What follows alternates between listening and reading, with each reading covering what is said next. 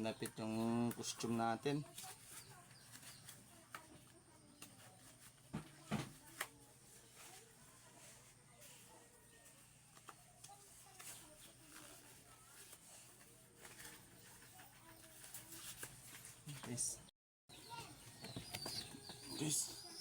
A few moments later.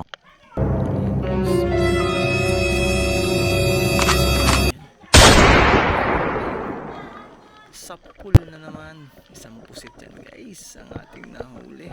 Kaya ginamit na ng blinker. Mas maganda pag naka-blinker tayo guys, hindi siya lumalayo pag naunahan natin. Ayan guys, wow, good size naman ang isang pusit na to. Unang huli guys, pusit agad. Napakagandang biyaya to.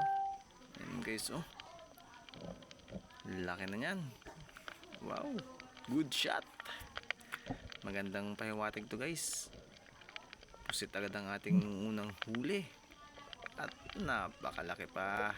Kaya yan guys, sarap pagmasdan pag yan ang unang huli mo agad guys.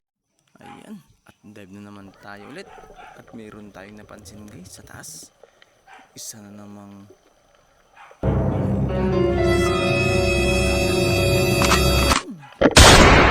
stone shot. Ayan guys, so big na naman. Napakagandang blessing talaga guys ang dive na to. Malalaki ang ating nahuhuli.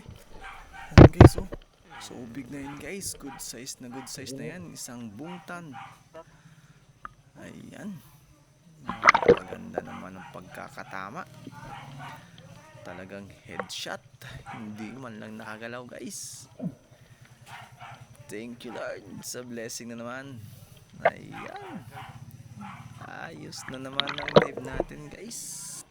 At yan, another dive na naman tayo. At sa di kalayuan nga guys, isa na namang bagulan ang ating nakita guys. Kaya ayun, tusok na naman. Ayan, at napakaganda ng pagkakatira natin. Hindi yan makakatakas guys. Thank you Lord sa namang bagulan. Another lusong naman tat. Ayun, may napansin agad tayo guys. Isa naman bungtan, burbur pala yan guys. Ayun, tusok na naman yan. Ayan, good size na ulit yan guys ang ating mga hapana guys. Sa mga tatlong dupa din yan guys ang aming lulusong yan, kasi masyadong unti na talaga ang isda sa tabi. A few moments later. Another day is another adventure na naman tayo. Kaya thank you Lord sa blessing na nakuha natin ngayon. Ito guys ang ating huli. May nakuha tayong ito guys. Yan, isang malaking tikil. At ito guys, meron din tayong mablad. Ayan guys, so ayos na naman. Malapad-lapad na yan guys.